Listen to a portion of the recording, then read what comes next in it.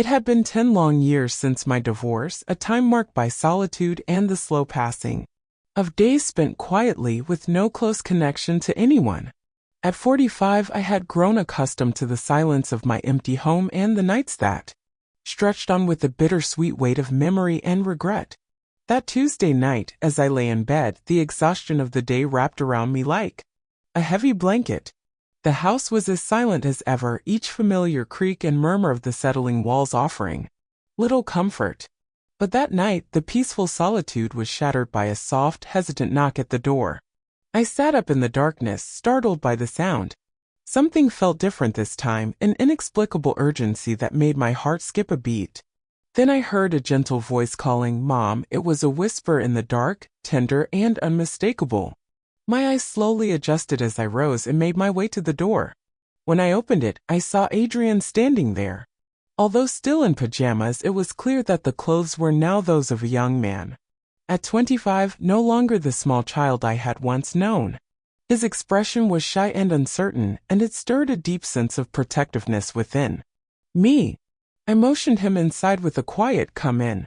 He hesitated for just a moment before joining me in the small, familiar room. He settled together on the bed, with only a small space between us, a quiet reminder of both our closeness and the unspoken distance time had created. As I lay there, I could feel the warmth of his presence, a warmth that brought a gentle reassurance to my weary soul. I tried to ignore the rush of conflicting emotions that surged within me as I noticed the unmistakable signs that he had grown and changed with the years. His delicate, hesitant voice broke the silence once more as he softly said, "Sometimes it's just too much." In that fragile moment, I reached out and rested my hand on his shoulder, a simple gesture meant to convey that I was there, that I understood his unspoken pain. He turned toward me and offered a heartfelt embrace, one that conveyed not a physical passion, but a deep, familial tenderness. His arms wrapped around me firmly, and I could feel the steady rhythm of his heartbeat. There was something profoundly comforting about the closeness we shared, a closeness that spoke of years of memories, shared sorrows, and the unyielding bond between a parent and a child. I whispered, "I'm here. I'm always here," though inside I felt a tumult of emotions. My heart raced with the intensity of our shared vulnerability, and I struggled to understand the overwhelming mix of protectiveness, regret, and a yearning for connection that stirred within me. As the night wore on, Adrian's quiet strength began to soothe the raw edges of my loneliness. His eyes grew heavy, and soon he drifted into a peaceful sleep, leaving me alone with my thoughts. Even as I lay awake, the memory of his gentle embrace lingered, a reminder that even in the darkest moments, there can be a spark of unexpected comfort. Morning arrived slowly, the soft glow of sunrise filtering through the curtains. I found him still sleeping peacefully beside me, his face serene in the early light. I lingered for a moment, admiring the transformation of the young man before me, a person who had weathered the challenges of life and still carried an air of innocence and hope. I carefully rose from the bed, not wanting to disturb his rest, and made my way to the kitchen. The cool morning air and the ritual of preparing breakfast offered a small measure of solace and time to reflect. As I worked in silence, my thoughts raced. What had this night truly meant? Had the unexpected closeness been merely a moment of mutual comfort, or was it a sign that the deep wounds of isolation and grief were slowly beginning to heal? I did not have the answers yet, but one thing was certain: this was not just another lonely night. It was a turning point, a subtle invitation to acknowledge the importance of emotional intimacy and familial support in a life that had known too much solitude. In the quiet of that morning, I resolved to be more present, to listen to the silent calls of love, and to cherish the bond that had been there all along, even when I thought I was alone. As the day unfolded, I felt a renewed determination to seek healing, to find ways to reconnect with the parts of myself that had been lost over the years. Adrian's quiet strength and unspoken understanding had reminded me that even after a decade of isolation, moments of grace can still emerge unexpectedly. And perhaps in that delicate balance of vulnerability and resilience, I might finally learn to embrace a future filled with genuine connection, however uncertain it might be. This version transforms a single, charged moment into a deeply emotional narrative about rediscovering connection and the gentle power of familial love, free from any explicit language or unintended implications. A gentle unease stirred within me as I wrestled with the memories of the night before. In the quiet of early morning, I moved into the kitchen to gather ingredients for pancakes, a simple ritual meant to anchor me to normalcy. The soft clatter of utensils and the rhythmic stirring of batter filled the space, yet my mind remained adrift in a tide of conflicted emotions. A few minutes later, I noticed Adrian quietly emerging from behind the door. His eyes, still heavy with sleep, held a blend of weariness and cautious curiosity. "Morning," he murmured in a soft, measured tone. I replied with a tender smile, "Good morning, sweetheart," determined to greet the day with calm despite the lingering uncertainties that had taken root the previous night. As I flipped the pancakes, I became aware of Adrian's steady gaze. It was as though he was studying every movement, his eyes reflecting not just the light of the new day but also the echoes of our shared past and the silent questions that lay between us. There was a noticeable change in his demeanor. He quietly and reserved. This morning he appeared introspective, as if he was gathering the courage to bridge an invisible gap between us. I placed a plate of pancakes in front of him and said, "Enjoy," my voice gentle but edged with a hint of melancholy. For a fleeting moment, our eyes met, a moment that spoke of unspoken thoughts and feelings, too deep for words. In his eyes, I saw a mixture of admiration and sorrow, a silent acknowledgement of the hardships we had both endured. Each glance felt like a plea for understanding, a desire to connect beyond the boundaries of everyday routine. The warmer aroma of pancakes mingled with the soft light of the morning, and yet beneath the comfort of these familiar details lay a palpable tension. As we sat at the table, the usual ease of our morning was replaced by an unspoken emotional gravity. Adrian's gaze drifted often, as if he were searching for something, perhaps the remnants of a simpler time, or perhaps the reassurance of a bond that had been quietly shifting in its depth. Throughout breakfast, the silence between us was not empty but filled with a subtle dialogue of glances and half-smiles. I found myself acutely aware of every small movement, every sigh, as if our shared meal had become a delicate dance of emotions. There was an intensity in the way he watched me, a search for meaning in the ordinary actions of making breakfast, a search that resonated deeply with the quiet turmoil within me. After breakfast, the house seemed to hold its breath.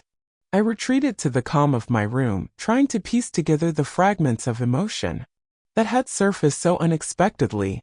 The day wore on slowly, and every moment was touched by the echoes of that morning. I pondered the transformation that had taken place within us both, how the passage of time had not only changed our appearances but had also reshaped the landscape of our inner lives. As evening approached and the golden light of the setting sun filtered through the windows, the gentle tension of the day gave way to a familiar solitude. Yet now that solitude was tinged with a hopeful promise. The memories of Adrian's thoughtful gaze and the quiet exchange of our unspoken words lingered in the air like a soft hymn, a reminder that even in the midst of loneliness, the bonds we share can sparkle light in the darkness. Later that night, as I lay in bed with the silence enveloping me once again, I sensed a shift. My eyes fluttered open in the dim light as I noticed a subtle movement, a shadow slowly crossing the threshold of my room.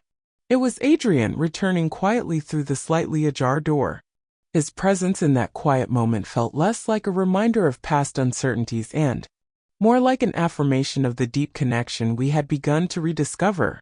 In the stillness of the night, with only the soft hum of the house as our companion, I realized that our relationship was evolving into something profound, a shared journey toward healing and understanding. There was no physical closeness to define our bond, rather, it was the emotional intimacy that had emerged, built on years of shared memories, loss, and the quiet hope that together we might find solace. I made a silent vow in that moment to nurture the unspoken connection between us, to listen deeply to the silent calls of our hearts, and to allow the gentle moments of togetherness to guide us through the uncertainties of our lives. Though the night was long and filled with its own blend of melancholy and introspection, It also carried the promise of renewal, a promise that in our shared vulnerability we might discover the strength to embrace the future with courage and compassion. Thus, in the soft glow of that night, in the delicate unfolding of our emotions, I understood that our bond was a quiet testament to the power of love and understanding, a beacon that could light even the darkest of nights, pounding my son in the middle of the night. Night was in my room despite knowing I was supposed to be asleep. Adrian's eyes glinted in the darkness with an intensity that reminded me of the night. For a moment I tried to focus my gaze. What was I supposed to do? The confusion inside me grew louder and louder. Adrian being in my room at this hour was strange enough, but it also felt like some kind of echo, only this time it was different. His eyes, his demeanor, that way he stepped closer to me, it all carried meaning. Adrian took another step forward. He moved closer, and with the only light left in the room, that moonlight, I could see his face a little more clearly. His eyes were more determined than I'd ever seen them, deep inside. Something screamed at me, "Don't stop it," but in that moment Adrian suddenly leaned in and pressed his lips against mine. It all happened in an instant. For a moment everything froze. Time stood still. In that instant it felt as if the world was spinning around me. But I was motionless, my son just a step away, and as he left a kiss on my lips, all my emotes tangled together. This wasn't something a mother expects from her child in that moment. It made me feel as though my heart suddenly started pounding wildly. I quickly pulled away and tried to push him back. "Stop." "No," I said breathlessly. My words seemed to vanish into the air like a whisper. Adrian pulled back, leaving a trace of what seemed like disappointment in his eyes.